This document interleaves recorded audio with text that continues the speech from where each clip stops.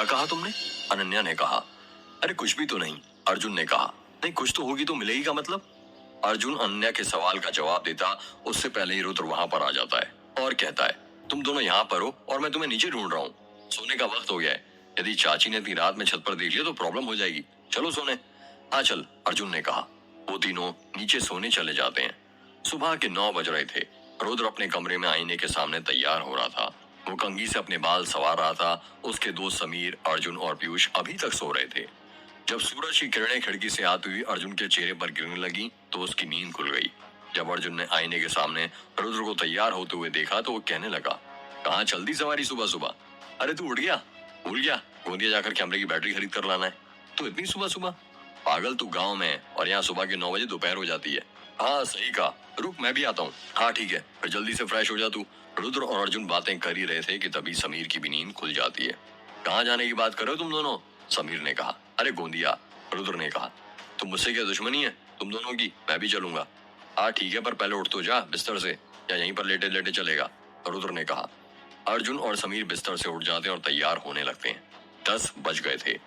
अर्जुन, समीर और रुद्र तीनों तैयार हो गए थे। वो तीनों कमरे से बाहर निकलने ही वाले थे कि तभी पीयूष की नींद खुल जाती है और उन तीनों को एक साथ तैयार होकर बाहर जाता हुआ देख वो कहता है, तुम तीनों इतना सज धज कर सुबह सुबह कहाँ जा रहे हो? रुद्र के लिए नई दुल्हन देखने के लिए जा रहे हो क्या? पीयूष की बात सुनकर समीर और अर्जुन हंसने लगते हैं। पागल, नई दुल्हन को बाद में देखने जाएंगे, पहले पुरानी दुल्हन की तो फोटो देख ले हम। मतलब? पीयूष ने कहा। पूरा घन चक्कर ही रहेगा। कल बैटरी खराब हो गई थी ना कैमरे की, तो वही लेने जा रहे हैं गोंदिया। अर्जुन ने कहा। वाह, दिखा दी दोस्ती। अकेले अकेले जा रहे हो घूमने? भूल गए कॉलेज में हमेशा बंक पर मैं तुम्हें ले जाया करता था, और बंक मार के कहाँ घूमने जाना है ये भी मैं ही डिसाइड करता था। यही सिला दिया तुमने मेरी दोस्ती का। ओ नाटक कंपनी, ये नाटक करना बंद कर और चुपचाप तैयार हो जा। हम लोग कर रहे हैं तेरा इंतजार। रुद्र ने कहा। ये हुई ना बात, बस यूं गया और यूं आया। पीयूष 15 मिनट के अंदर तैयार हो जाता है। चारों दोस्त तैयार होकर नीचे जाने लगते हैं और जैसे ही वो नीचे उतरते हैं अनन्या और तन्वी उनके सामने आकर खड़ी हो जाती है। कहाँ जा रहे हो हीरो लोग? अनन्या ने कहा। कैमरे की बैटरी लेने। समीर ने कहा। तो बैटरी क्या इतनी भारी होती है जो तुम चारों लेने जा रहे हो? एक जने से नहीं उठेगी क्या? अनन्या ने कहा। वो हमने सोचा रुद्र गोंदिया जा ही रहा है तो हम भी उसके साथ चले जाते हैं, इसी बहाने हमारा घूमना भी हो जाएगा। पीयूष ने कहा। वाह, बहुत अच्छा सोचा तुम चारों ने। और हम दोनों का क्या? यहाँ पर इस हवेली के अंदर घूमे? अनन्या ने गुस्सा जाहिर करते हुए कहा। सॉरी बाबा, गलती हो गई और अब देवी जी हमें क्षमा कीजिए, आप भी तैयार हो जाइए। रुद्र ने कहा। इसमें तैयार होने वाली बात क्या है? हम दोनों को तो पहले से ही पता था कि तुम बैटरी लेने अकेले नहीं जाने वाले, क्योंकि ये 3 इडियट्स हमारा साथ कभी नहीं छोड़ते, और फिर हम दोनों कैसे छोड़ सकते हैं? सही कहा, क्योंकि जन्मों के साथ ही हम साथ साथ हैं। पीयूष ने कहा। सभी लोग हवेली से बाहर जाने लगते हैं। तभी रुद्र की माँ की पीछे से आवाज आती है। अरे रुद्र बेटा सुनो, जब तक तुम लोग जिप्सी में बैठो मैं माँ से बात करके आता हूँ। रुद्र ने अपने दोस्तों से कहा। ठीक है, अर्जुन ने कहा। रुद्र जब वापस हवेली के अंदर जाता है तो देखता है उसकी माँ के बगल में उसकी चाची खड़ी थी। बोलिए माँ, क्यों बुलाया आपने? वो मैं कह रही थी बेटा, जिप्सी अच्छे से चलाना और अपना ख्याल रखना। जी माँ। और हाँ रुद्र बेटा, जल्दी वापस आ जाना, आयशा ने कहा। चाची जल्दी वापस हो तब आऊंगा ना, जब जल्दी जाऊंगा। अब मैं जाऊं, पहले ही बहुत लेट हो चुका हूँ। ठीक है जा, आयशा ने कहा। अनन्या, समीर, अर्जुन और पीयूष के साथ जिप्सी की पीछे वाली सीट पर बैठ जाती है और तन्वी सामने वाली सीट पर रुद्र के साथ नहीं बैठना चाहती थी। वो बार बार कह रही थी कि उसको पीछे बैठना है, पर कोई उसकी बात नहीं मान रहा था। सब उसके मजे ले रहे थे। तभी रुद्र वहां पर आ जाता है और जिप्सी में बैठते हुए तन्वी से कहता है, अब तुम्हें अलग से बोलूं क्या बैठने के लिए? बैठना है तो बैठो, वरना घर में रहो। तन्वी चुपचाप रुद्र के बगल में बैठ जाती है। रुद्र और उसके दोस्त पहाड़ी वाले रास्ते पर थे। जिप्सी हवाओं से बातें कर रही थी। तभी अर्जुन कहता है, क्या रुद्र कुछ भी बोलो, तेरा ये बलमा टोला गाँव ना कमाल का है, और उससे भी प्यारी ये पहाड़ी वाली रोड है। पर क्यों? रुद्र ने कहा। यार ये रोड ना मुझे भोपाल की याद दिला देती है। वहां पर भी मनु भवन टेकरी की चढ़ाई चढ़ते वक्त ऐसी ही रोड आती है। याद है हम कॉलेज बंक करके वहीं पर जाया करते थे। अपन क्या, अपना आधे से ज्यादा कॉलेज वहीं पर जाया करता था। यदि आप यूआईटी वाले हो और बंक मार के कभी मनु भवन टेकरी नहीं गए तो आप यूआईटी के स्टूडेंट कहलाने लायक ही नहीं हो। अनन्या ने कहा। हाँ यार सही कहा, पर वहाँ दोस्तों से ज्यादा कपल बैठा करते थे।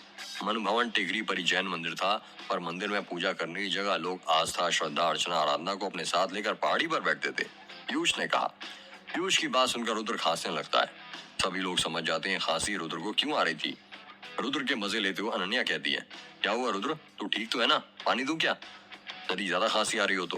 नहीं नहीं मैं ठीक हूँ, पानी की कोई जरूरत नहीं है, रुद्र ने जिप्सी चलाते हुए कहा।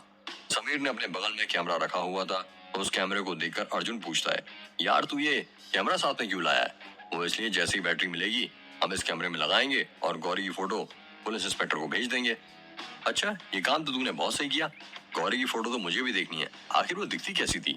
हाँ यार, पर सिर्फ तुझे ही नहीं हम सबको भी देखना है, अनन्या ने कहा। तन्वी ने अपने बाल खोलकर रखे थे, तभी रुद्र जिप्सी की स्पीड बढ़ा देता है, जिस कारण ठंडी ठंडी हवाओं के झोंके आने लगते हैं और तन्वी के लंबे लंबे बाल हवा में उड़ने लगते हैं। तन्वी के बाल बार बार उसकी आंखों के सामने आ रहे थे।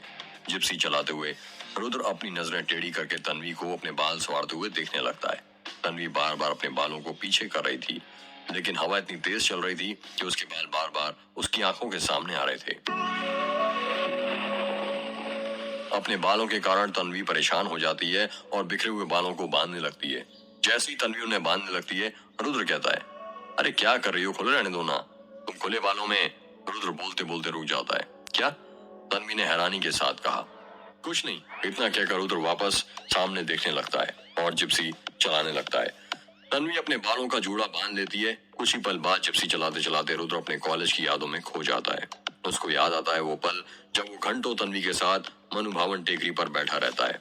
वो अपने रूम से कॉलेज जाने के लिए तो निकलता था, पर क्लास में बैठने की जगह तन्वी के साथ मनु भवन टेकरी पर बैठा रहता था, जहाँ से पूरा भोपाल दिखता था। छोटे छोटे घर और पहाड़ियों के बीचों बीच बसा हुआ भोपाल। मनु भवन टेकरी से भोपाल का रात का नजारा तो अलग ही देखने लायक होता था। लोग दूर दूर से वो नजारा देखने आते थे। रुद्र और तन्वी मनु भवन टेकरी की ऊंचाई पर एक बड़ी सी चट्टान पर पांव नीचे करके बैठे हुए थे और बातें कर रहे थे। शाम के 5 बज रहे थे।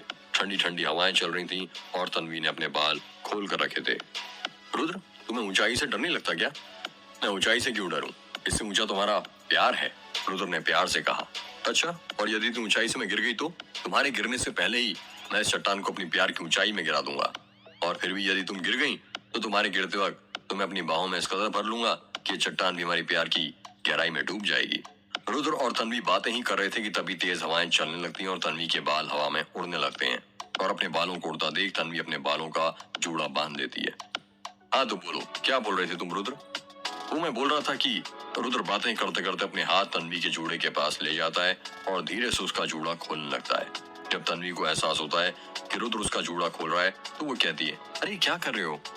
रुद्र तन्वी का जूड़ा खोल देता है और कहता है, वो मैं बोल रहा था कि तन्वी तुम बाल मत बांधा करो, तुम खुले बालों में और ज्यादा खूबसूरत लगती हो। अच्छा?